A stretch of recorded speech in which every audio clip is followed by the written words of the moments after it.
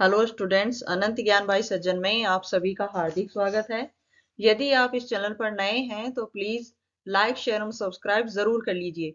आज हम class 11 history chapter 5 यायावर साम्राज्य के जो नोट्स हैं उसका पार्ट 2 पढ़ेंगे। पिछले पार्ट में आपने देखा था कि किस तरह मंगोलिया की उत्पत्ति हुई और उन मंगोलों ने किस प्रकार अपने शासन का उत्थान किया और आगे उन्होंने अपने साम्राज्य को बढ़ाने के लिए क्या क्या किया, ये आज हम इन नोट्स में पढ़ेंगे। तो सबसे पहले जो मंगोल शासक था चंगेज खान, उसने बुखारा पर कब्जा किया।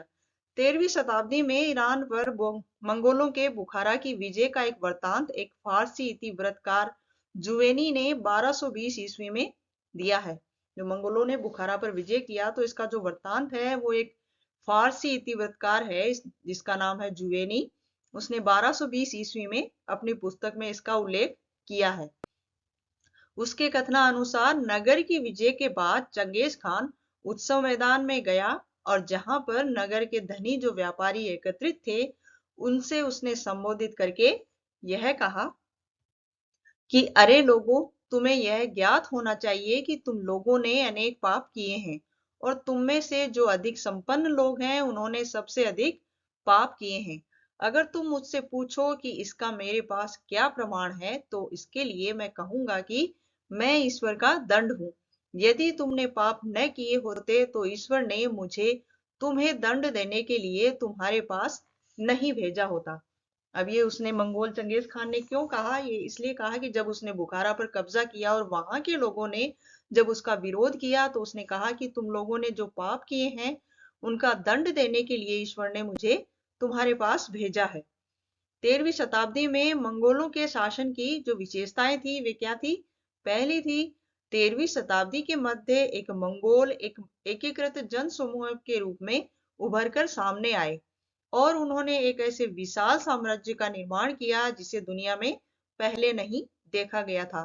जो मंगोल थे, जो चंगेज खां के नेतृत्व में जब मंगोलों को शासन सत्ता स्थापित करने का मौका मिला तो उन्होंने इस प्रकार अपने साम्राज्य को विशाल साम्राज्य का निर्माण किया और वह एकीकृत एक जन समूह के रूप में उभर कर आया और एक ऐसा विशाल साम्राज्य स्थापित किया जैसा दुनिया में पहले कभी नहीं देखा गया था।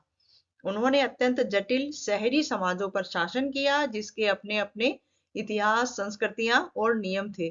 उन्होंने जब अपने मंगोलों ने इन्होंने जो दूसरे शासन व्यवस्थाओं पर अपना जो साम्राज्य काबिज किया, जो अलग अलग भिन्न भिन्न संस्कृतियां थी, जिनके नियम थे और जिनका इतिहास भी अलग था, लेकिन फिर भी उन्होंने अपने सुदृढ़ शासन व्यवस्था से उन पर शासन किया।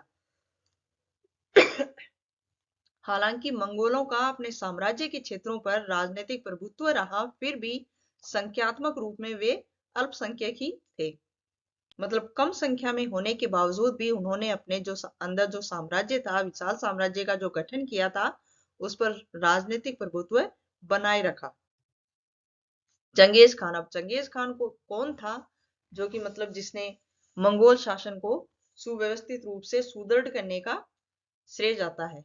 चंगेज खान का जन्म 1162 ईस्वी में मंगोलिया प्रारंभिक नाम था जिसका तेमुजीन, वहां पर हुआ था। 1206 ईस्वी में शक्तिशाली जमुका और नेमन लोगों को निर्णायक रूप से पराजित करने के बाद तेमुजीन स्टेपी क्षेत्र की राजनीति में सबसे प्रभावशाली व्यक्ति के रूप में उभरा। जो चंगेज खान था उसका जन्म 1162 ईस्वी में मंगोलिया में हुआ और चंगेज खान का जो प्रारंभिक नाम था वह था तेमुजीन। और तेमुजीन ने जो शक्तिशाली शासक थे जमुका और नेमन, उन लोगों को उसने पराजित कर दिया और उसके बाद में उसने अपने शासन को सुदृढ़ रूप से व्यवस्थित किया और वह राजनीति में सबसे प्रभावशाली व्यक्ति के रूप में उभरा। उसने चंगेज खान, समुद्री खान या सार्वभौम शासक की उपाधि धारण की और मंगोलों का महानायक स्वयं को घोषित कर दिया। चंगेज खान और मंगोलों का विश्व के इतिहास में क्या स्थान है। मंगोलों के लिए चंगेज खान एक महान शासक था। उसने मंगोलों को संगठित किया, चीनियों द्वारा शोषण से मुक्ति दिलाई, पार महाद्वीपीय साम्राज्य बनाया, व्यापार के रास्ते तथा बाजार को पुनर्स्थापित किया और इसका शासन बहुजातीय, बहुभाषी और बहुधार्मिक था। क्यों था? क्योंकि उसके साम्राज्य में अनेक जातियों को स्थान था और जिनकी अलग अलग भाषाएं थी, जिनके अलग अलग धर्म थे। अब मंगोलिया एक स्वतंत्र राष्ट्र है और चंगेज खान एक महान राष्ट्र नायक के रूप में तथा आराध्य व्यक्ति के रूप में मान्य है, क्योंकि मंगोलिया को एक विश्व के मानचित्र में स्थापित करने का श्रेय सिर्फ चंगेज खान को है। चंगेज खान की सैनिक उपलब्धियां। पहला था वह कुशल घुड़सवार था और उसके पास एक कुशल घुड़सवार सेना थी। दूसरा था उसे तीरंदाजी का अद्भुत कौशल प्राप्त था। तीसरा है उसे मौसम की जानकारी थी और घेराबंदी की नीति को अच्छी तरह पहचानता था और जानता था। नेफ्ता बमबारी की शुरुआत भी उसके जमाने में की गई और हल्के चल परस्करों का निर्माण भी किया गया। चंगेज खान के वंशजों की उपलब्धि। अब चंगेज खान के बाद में जो उसके वंशज हुए थे उनकी क्या क्या उपलब्धियां थी। पहला पॉइंट है, मंगोलों शासक ने सब जातियों और धर्मों को लोगों को अपने यहाँ प्रशासक और हथियारबंद सैन्य दल के रूप में भर्ती किया। इनका शासन बहुजातीय, बहुभाषी, बहुधार्मिक था, जिसको अपने बहिर्वेद की संविधान का कोई भय नहीं था। मतलब जो बाहरी संविधान है जिसका आक्रमण हो, ऐसा कोई भी भय नहीं था। साम्राज्य निर्माण की महत्वाकांक्षा की पूर्ति के लिए अनेक समुदायों में बटे हुए लोगों का एक परिसंघ बनाया गया। अंततः मंगोल साम्राज्य भिन्न भिन्न वातावरण में परिवर्तित हुआ, तथापि मंगोल साम्राज्य के संस्थापक की प्रेरणा एक प्रभावशाली व्यक्ति की ही बनी रही।